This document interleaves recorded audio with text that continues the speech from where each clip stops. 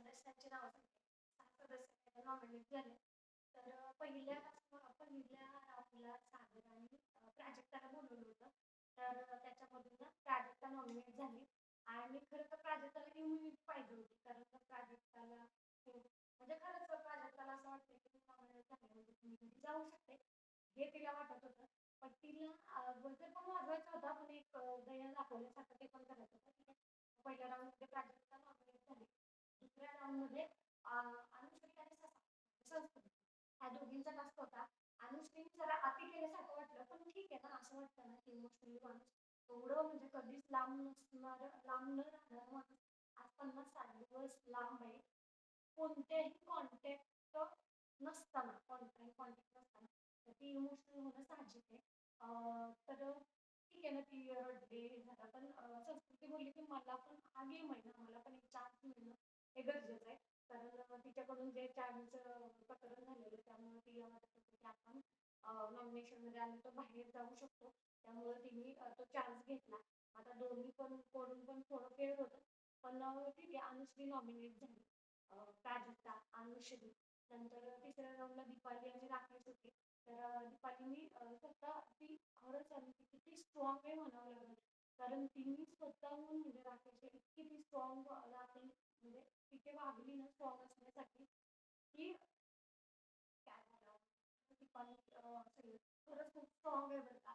कारण एक बाई म्हणजे सगळ्या गोष्टी आणि तिच्याबद्दल एवढी मोठी गोष्ट घडली बाहेर, पण अजूनही ती तिला कळवली नाहीये घरच्यांनी. तर ते घरातले तिचा नवरा मुलगा वगैरे किती स्ट्रॉंग राहायला लागते. एवढी मोठी गोष्ट म्हणजे आता ती गोष्ट काय आहे ती मी तुम्हाला नंतरच्या व्हिडिओमध्ये सांगेन. व्हिडिओ त्याच्यावर सेपरेट मी बनवलं.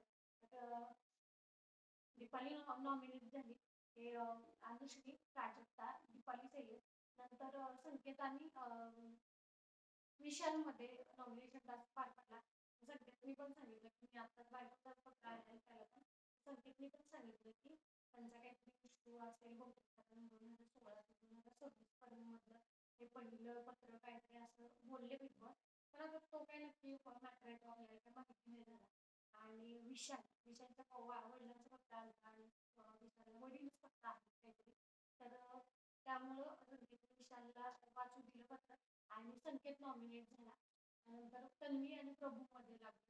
तर तन्वी सुद्धा किती स्ट्रॉंग आहे असं म्हणावं लागेल. तन्वी नॉमिनेट झाली आणि प्रभूला ते पत्र वाचायला दिलं.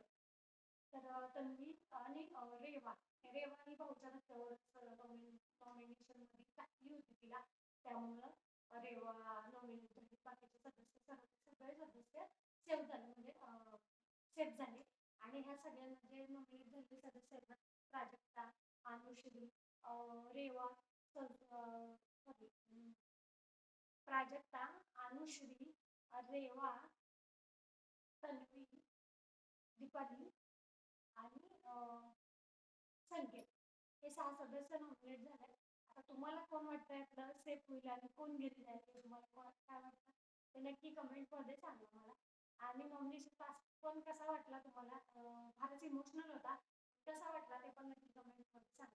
आणि आपल्या पण काही व्हिडिओमध्ये चुकत असेल तर नक्की मला कमेंटमध्ये सांगा. आता थोडं ट्राय करते मी पण नवीनच आहे. तर नक्की मला कमेंटमध्ये कळवा आणि कमेंटमध्ये सांगा. तर व्हिडिओ आवडल्यास नक्की लाईक करा, चॅनलला सबस्क्राईब